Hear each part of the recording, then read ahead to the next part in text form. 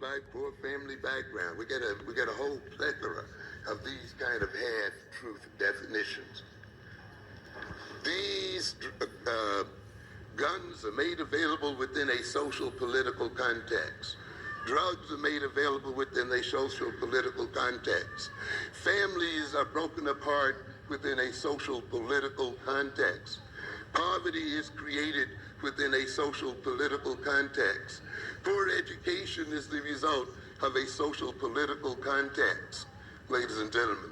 And we must constantly then look at that context and see how it creates the conditions of which we complain so much. We must then recognize as we begin to look at black upon black violence, we must see that violence and its connections to a racist society.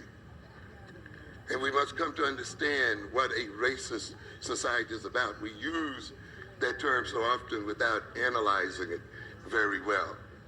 And we must recognize essentially then that a racist society is about structuring social and political, economic circumstances, psychological and cultural circumstances, such that one race can take advantage of another, and one race can enhance itself at the expense of another.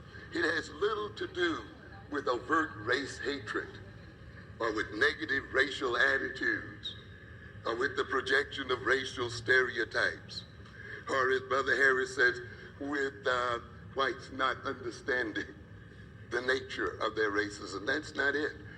And when you define it in terms of attitude, you'll find yourself then solving the wrong problems. These people will stop expressing those negative attitudes, you see. They will smile more regularly at you.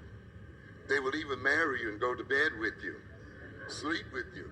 But you will note that the effects of racism, the effects of poverty, and all of these other things will continue. But not only do they continue, they increase. Ultimately, you must recognize that racism involves the power of one race to impose its will upon another. That ultimately, then, it is about power. And we have to face that fact. Whites engage in racism because they have the power to do so. And if we are to end white racism, then we must end white power.